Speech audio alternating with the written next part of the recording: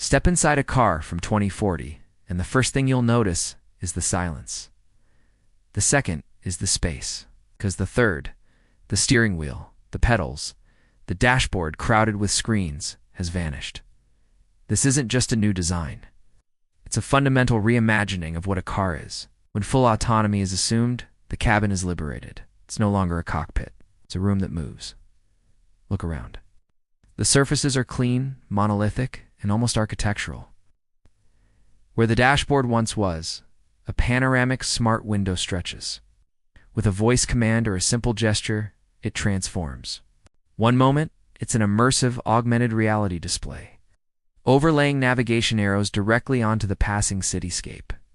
Next, it's a vast, ultra-definition screen for a video call, a movie, or a real-time data visualization for work. The seats are no longer static buckets. They are adaptive pods that recline, swivel, and configure themselves. On your morning commute, they face forward in an alert posture. For a long journey, they pivot inward to create a conversational lounge. The materials are alive in a sense breathable, self-cleaning, and capable of gentle haptic feedback. Like a subtle pulse to alert you of an upcoming turn. Ambient biometric sensors are woven into the fabric of the cabin. The vehicle knows if you're stressed and can adjust the lighting, scent, and acoustic ambience, dampening outside noise and playing calming frequencies. It's a space designed not for operation, but for experience.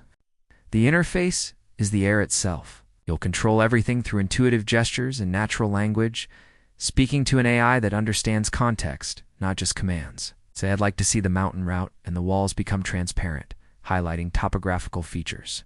Say, prepare for my 10 a.m. meeting, and your seat configures. The windows tint for privacy, and your presentation loads. This is the cabin of 2040. It's your mobile office, your private theater, your tranquil retreat. The journey is no longer a task to manage, but time to reclaim. The dashboard didn't just get an upgrade, it disappeared, and in its place, something truly human emerged.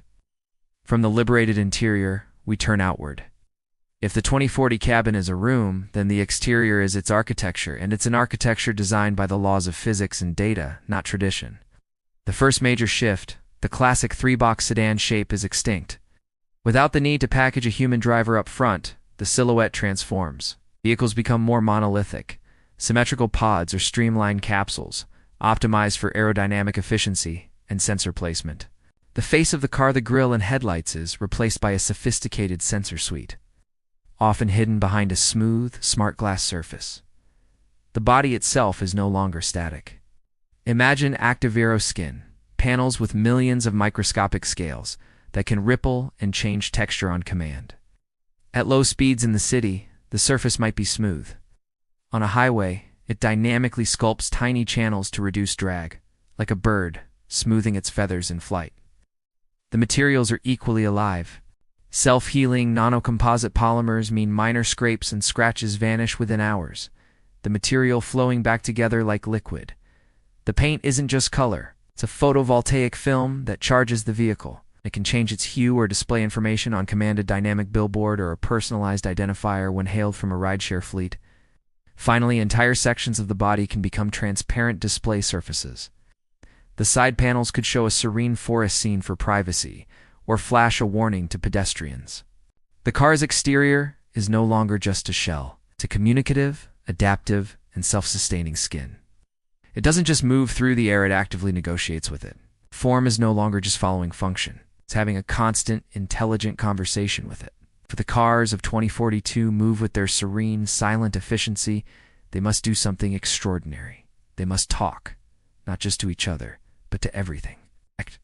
This is the invisible symphony of vehicle to everything V to X communication. Imagine a digital aura around every vehicle, traffic signal, and even the road markings themselves. Your car doesn't just see a red light with a camera. It receives a direct data packet from the light itself, stating exactly when it will turn green. It doesn't just sense the car ahead braking. It receives an instant simultaneous broadcast from that car's computer, allowing it to react not at the speed of light, but at the speed of data. This constant millisecond conversation creates a collision-free mesh network.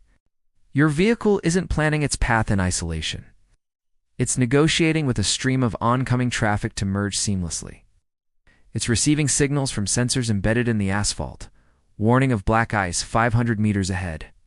A pedestrian stepping onto a crosswalk triggers a signal from their phone or smartwatch, broadcasting their location and intent to every vehicle in the vicinity, which collectively adjusts their trajectories. The result is the end of traffic as we know it. Intersections become ballet performances of timed movement, not chaotic contests of right-of-way. Traffic lights are mere backups. Primary negotiation happens in the cloud. Your car understands the city's flow, its rhythms, and its sudden disruptions in real time. The vehicle is no longer a solitary island navigating a dangerous sea. It is a single cell in a vast, intelligent organism, the city itself. The road is no longer just pavement. It is the most critical layer of a living, talking network.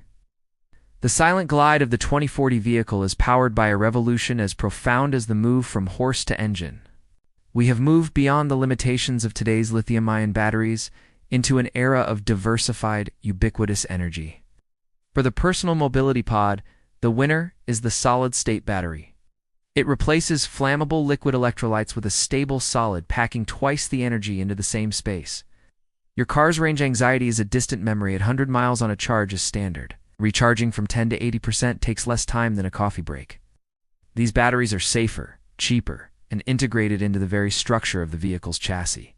But not everything runs on electrons alone. For heavy transport, long-haul trucking, shipping, and aviation, the fuel of choice is green hydrogen. Massive zero-emission trucks are powered by hydrogen fuel cells, emitting only pure water vapor. Hydrogen hubs, powered by excess solar and wind energy, replace diesel depots.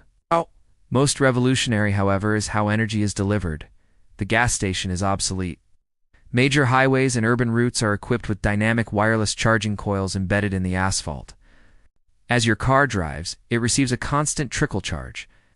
For fleet vehicles that rarely stop, this can mean near perpetual operation. Your car is no longer a vessel you periodically fill with energy. It is a node on a continuous flowing energy grid. The power revolution of 2040 isn't about finding a single replacement for gasoline. It's about creating a smart, multi-layered energy ecosystem where the right power flows to the right vehicle in the right way, almost without you ever thinking about it. In 2040, the question won't be what car do you drive, but what mobility tier do you subscribe to? The century-long romance with personal ownership is over, replaced by the cold, convenient logic of mobility as a service. For most people, owning a multi-ton asset that sits idle 95% of the day is financial and spatial insanity. Instead, you'll subscribe. A basic urban tier guarantees a compact pod within 90 seconds for your daily commute. A premium tier offers spacious, configurable vehicles for family trips. A professional tier turns the cabin into a rolling office with high-security data links. You don't hail a car, you hail a purpose. Need to move apartments? Cargo module glides to your door, heading to a concert with friends. A social pod with wraparound seating arrives. The vehicle's adaptive interior and exterior from our earlier chapters make this possible. It's a blank slate configured for your specific need.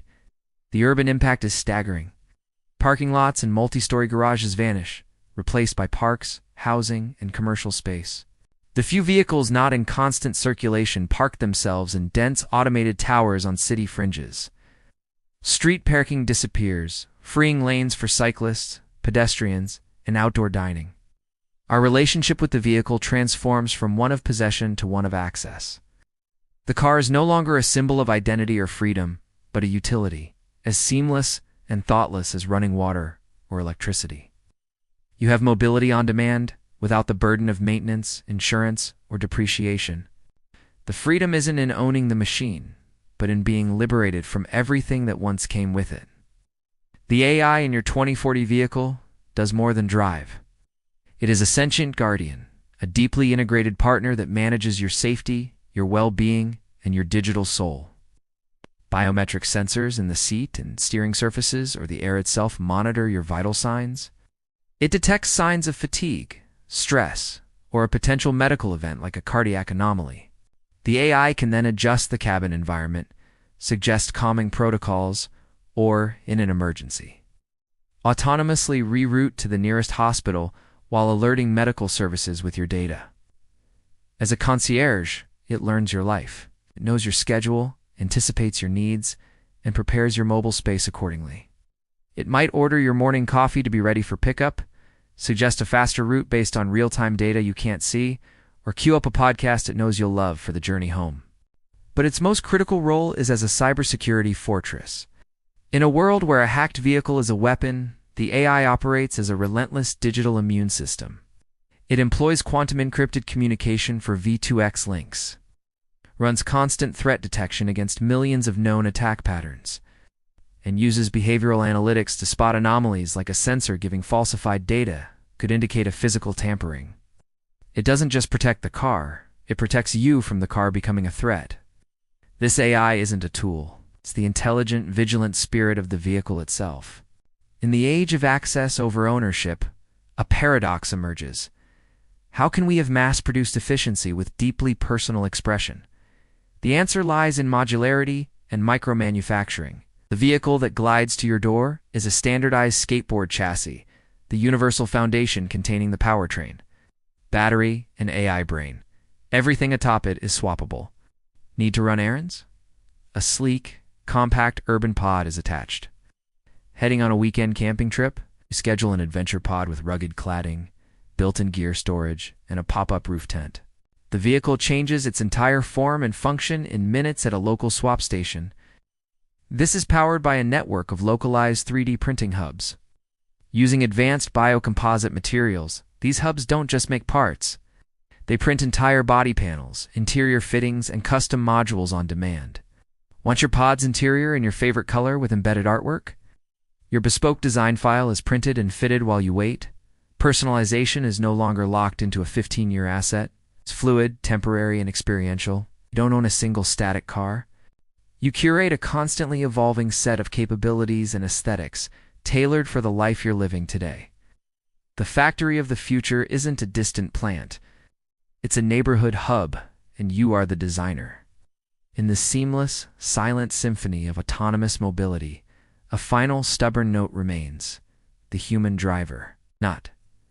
In 2040, driving yourself is a profound choice, a deliberate act of rebellion, nostalgia, or luxury. It exists in designated spaces. Closed-circuit analog tracks weave through scenic landscapes, where enthusiasts can lease vintage or modern sports cars built for tactile feedback. In certain historic districts, you might find preserved manual-only lanes, where the rumble of an engine and the grip of a steering wheel are curated experiences. For the ultra-wealthy, owning and operating a manually capable vehicle becomes the ultimate luxury complex. Expensive hobby akin to owning a thoroughbred horse or a sailing yacht. It's less about transportation and more about the visceral, unfiltered connection between human, machine, and physics. We gain unparalleled safety, efficiency, and time. But we risk losing something intangible: the skill, the direct agency, the joy of a perfect shift, and the quiet meditation of a long, solitary drive. The human-driven car becomes an emotional anomaly, a reminder that progress isn't just about optimizing function, but about preserving the irreplaceable sensations that make us feel alive. It's no longer a way to get somewhere. It's a destination in itself.